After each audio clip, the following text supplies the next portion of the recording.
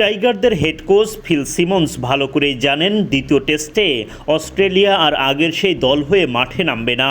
ডারউইনে বাংলাদেশের বিপক্ষে হারের পর এবার আরও শক্তিশালী হয়ে আরও আগ্রাসী ক্রিকেট খেলেই বাংলাদেশকে চাপে ফেলতে চাইবে অজিরা। তাই তো শিষ্যদের উদ্দেশ্যে সিমন্সের বার্তা, আগের ম্যাচের সাফল্যে আত্মতুষ্ট হওয়ার সুযোগ নেই, বরং নিজেদের পারফরমেন্সে অন্তত 1% উন্নতি করতে হবে, আর সেই উন্নতি মাঠে করে দেখাতে হবে। অস্ট্রেলিয়ার বিপক্ষে সাফল্যের আগে জিম্বাবুয়ের বিপক্ষে হারের পরও যে প্রস্তুতির প্রক্রিয়া বদলে ফেলেনি বাংলাদেশ, সেটি স্পষ্ট করলেন সিমন্স। তিনি বলেন, আসলে অনুশীলন সেশনগুলো তো আমি দেখি। 3 দিনের প্রস্তুতি ম্যাচের সময় আমাদের অনুশীলন, টেস্ট ম্যাচের আগের অনুশীলন, সব কিছুই আমার দেখা। আমাদের কাজ আসলে কখনোই পরিবর্তন হয়নি। যদিও আমরা প্রস্তুতি ম্যাচে 54 রানে অল আউট হয়েছি, আমাদের কাজে কোনো বদল আসেনি। এগুলোই আসলে আমাকে আত্মবিশ্বাস এনে দেয়, আমাকে বিশ্বাস দেয় যে তারা ভালো কিছু করতে চায়, ফলে কোনো না কোনো সময়ে সাফল্য ধরা দেবেই।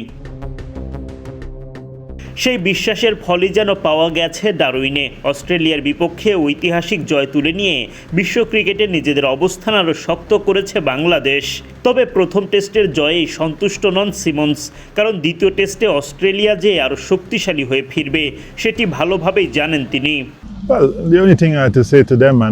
আমি কেবল একটা কথাই বারবার বলে যেতে চাই, অস্ট্রেলিয়া অনেক শক্তিশালী হয়ে আমাদের দিকে আসবে, ফলে আমাদেরকে নিজেদের লেভেল ধরে রাখতে হবে অথবা কিছুটা উন্নতি করতে হবে। আমরা যদি 1% উন্নতিও করতে পারি কিছু বিভাগে, তাহলে নিশ্চিত করতে হবে যে আমরা মাঠে তা করে দেখাচ্ছি। তবে আমরা জানি অস্ট্রেলিয়া তাদের খেলা বদল করে আমাদেরকে চেপে ধরবে।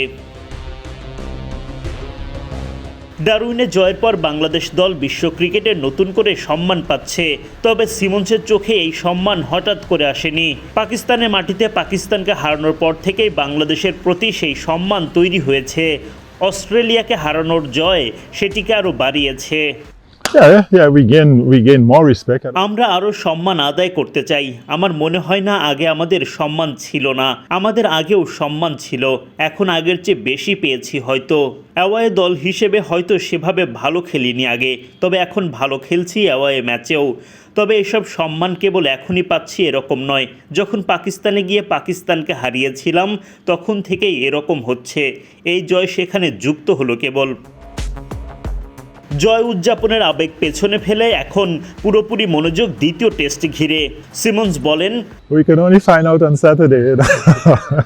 বাংলাদেশের মানুষ আসলে ইমোশনাল, আমি সেরকম নই, ফলে আমার জন্য ইমোশন আটকে রাখাটা সহজ, তাদের জন্য কঠিন।